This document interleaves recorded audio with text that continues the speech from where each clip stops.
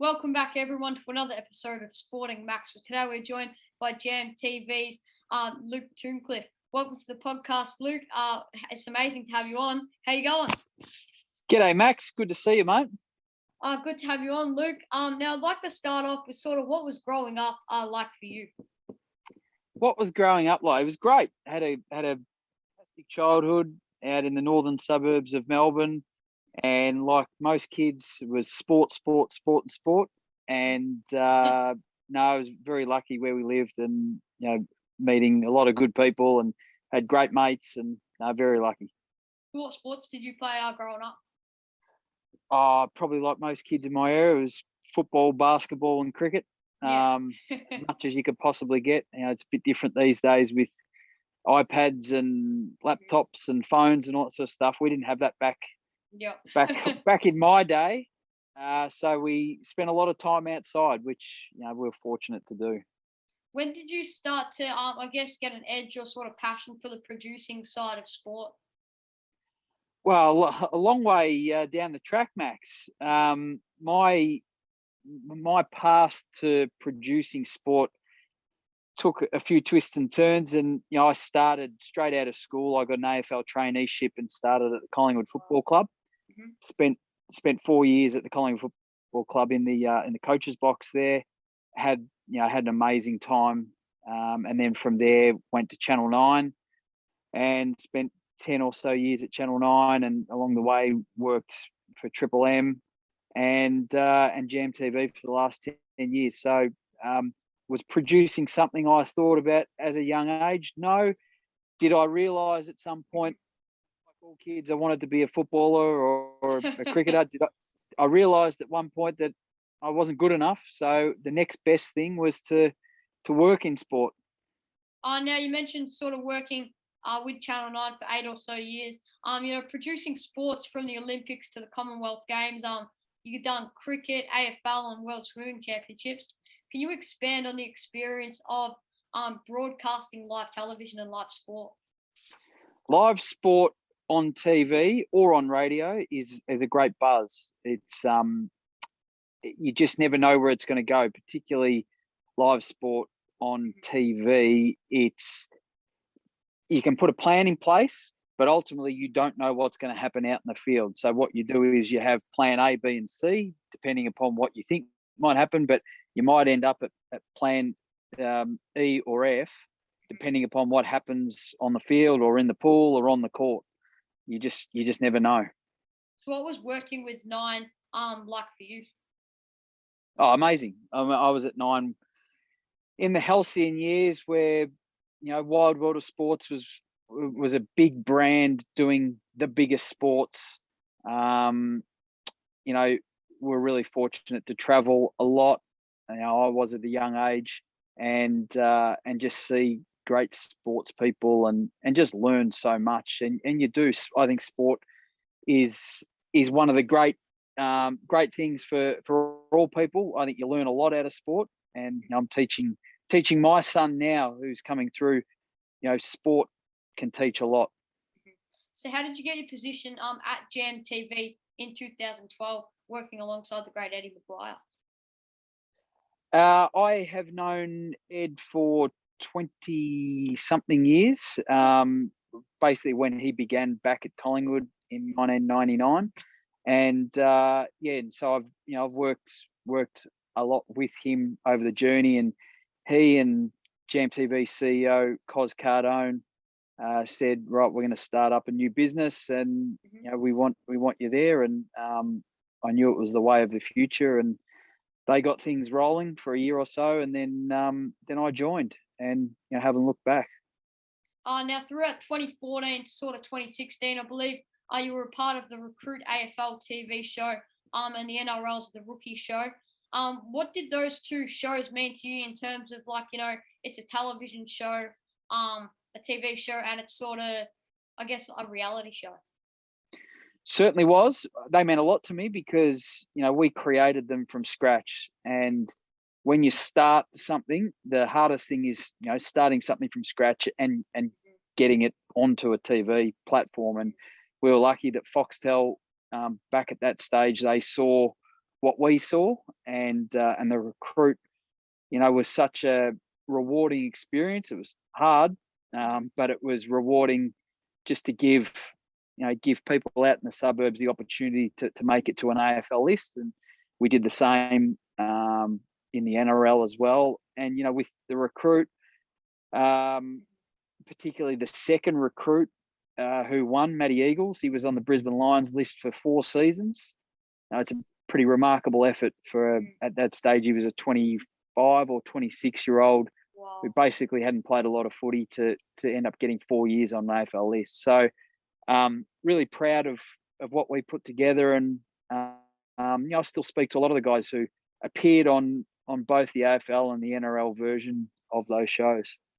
Now in 2018, you headed up Jam's worldwide host broadcast of the Invictus Games in Sydney. How did you find this experience?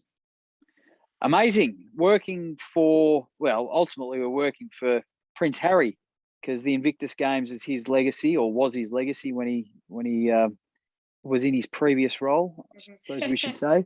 It's a great experience to deal with basically returned war veterans who, had been maimed in battle in some way, shape or form.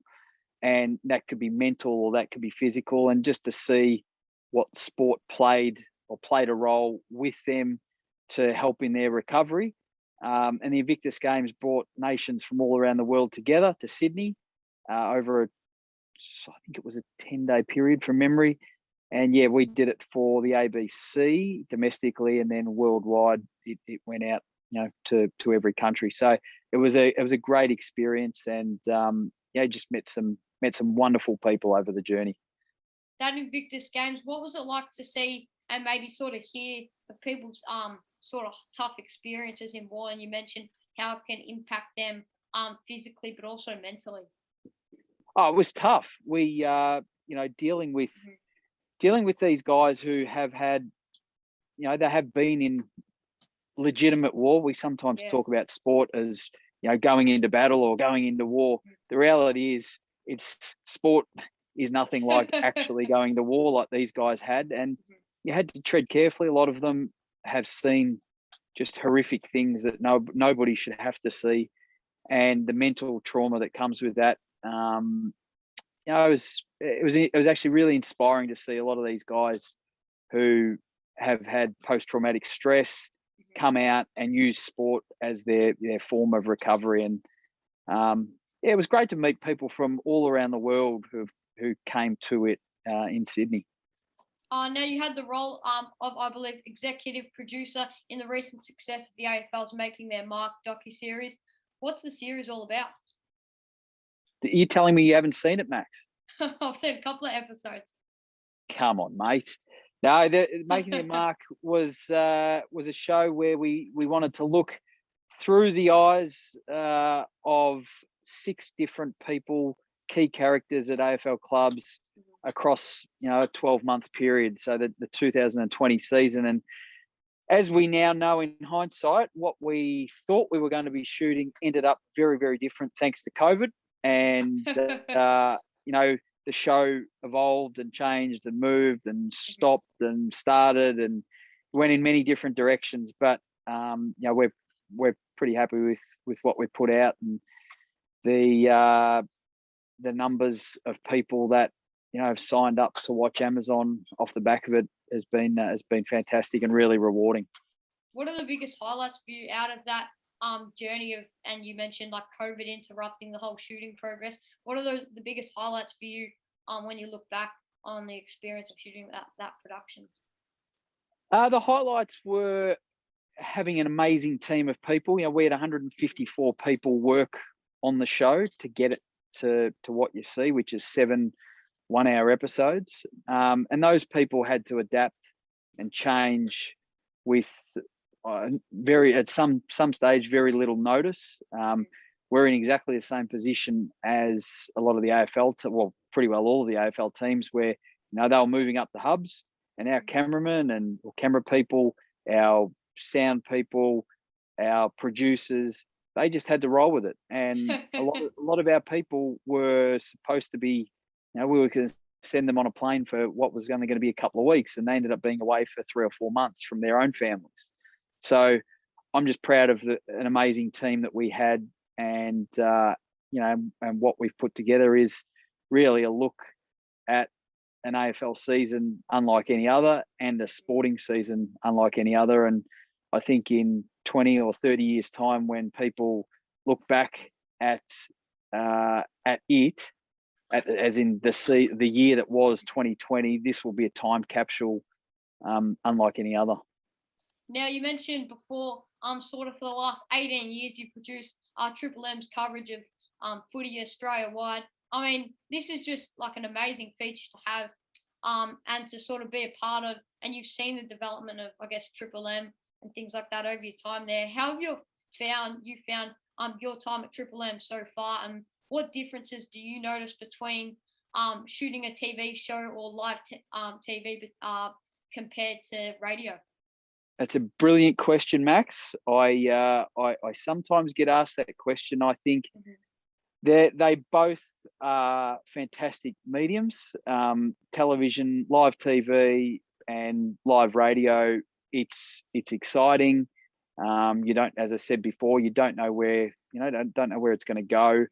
The difference, though, is radio is a pretty relaxed environment. The reality is you don't have cameras pointing at you, whereas TV, particularly in a studio environment, we've done a lot of live studio shows over the year where you need to have a rundown and you need to have it within a second, because every single TV show is timed within a second, whereas radio is really loose. I've been fortunate to work with some amazing hosts on radio, and we don't really have rundowns. We talk about things during the week, and we pretty well just roll with it. Whereas TV, you just can't go in with that. You need to have a really solid plan, and if you have to react on the run, you do that. But they're probably the two biggest differences. Yeah. Can you tell me about your current role and what you're doing right now at Jam TV? I'm the head of content at Jam TV, and my role is to sit across basically everything we do and we send out. Again, got an amazing group of people at Jam that put together over 1,000 hours of TV a year for domestically and internationally. We've seen the world evolve and change, and particularly over the last 2 or 3 years with Netflix, Amazon, Stan, and more recently Disney, Paramount Plus. There's so many more options than there was 3 or 4 years ago. We do a lot with the 7 network, the 9 network, and Fox. So our role, my role is dealing with all of those different networks on a day-to-day or weekly basis, and it's coming up with our production teams, coming up with new shows and new concepts to take to the market. And that's the exciting thing about what I do. I never have, there's no one day that's ever the same. We're always talking about different sports, or we're talking about different creative ideas. And that's what I love about my role, notwithstanding the great people that I get to do it with. You said earlier, you sort of known Eddie McGuire for 20 or so years. What's it like to know Eddie, and what is his personality like? Ed is an amazing human that has the knowledge. He's got a better knowledge of history than anybody I know. He just has this ability up here to something from literally 100 years ago goes in and it locks in there, which is probably why he's an amazing host, because he doesn't need an auto cue, and there's not many hosts out there that don't use that. But what he is he's one of the most loyal people I've ever had the privilege of calling a mate. He's extremely fair. He looks after the people around him and more broadly, and I think people read a lot see a lot and hear a lot. And I don't think, unless you actually know him, you don't really know what he does behind the scenes and what he does and has done for 20 years for underprivileged people, for minority groups and for the Indigenous community. All these things people just don't see, and he doesn't seek accolades for them. But he does them off his own bat and has done so for a long period of time. And he's also got the best contact book with this thing. Probably of almost anyone in the country. There's no one that Ed can't pick the phone up to. So no, he's a great person. Now I'm told you were actually in LA when the devastating news came through of the late Kobe Bryant's death on Australia Day. What was it like being over there, and particularly in LA at that time? Geez, you've got good sources there, Max.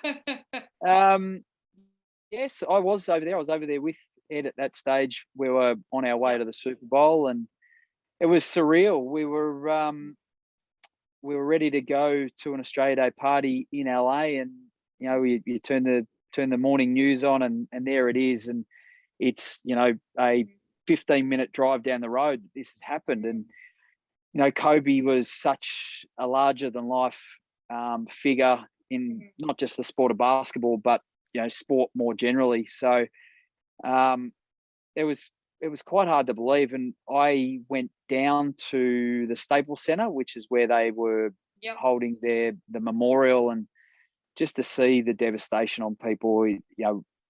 People that I remember, I was in an Uber on the way down to the Staples Center, and my Uber driver just burst into tears, and he said, "I've never met him, but this guy changed my life. I wanted to live my life with the Mamba mentality." And when I got down there to ground zero at the Staples Center, and just to see the devastation on, it's not just his supporters, but it was people from all over the world coming to pay their respects. So it'll be something I'll never forget, that's for sure. So what was your first initial reaction when you sort of saw on that TV that Kobe died? It was surreal. It was like, no, how?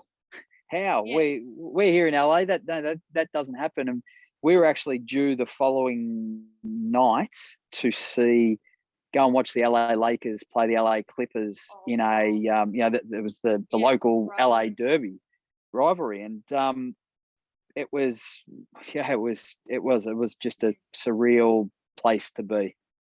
What would be your best advice to anyone who wants to get into producing a digital content or radio production of sport and be successful like yourself? I'd start by saying they should do what you're doing, Max. You're doing a great job. I think as much experience as you can get, puts you in front of the right people.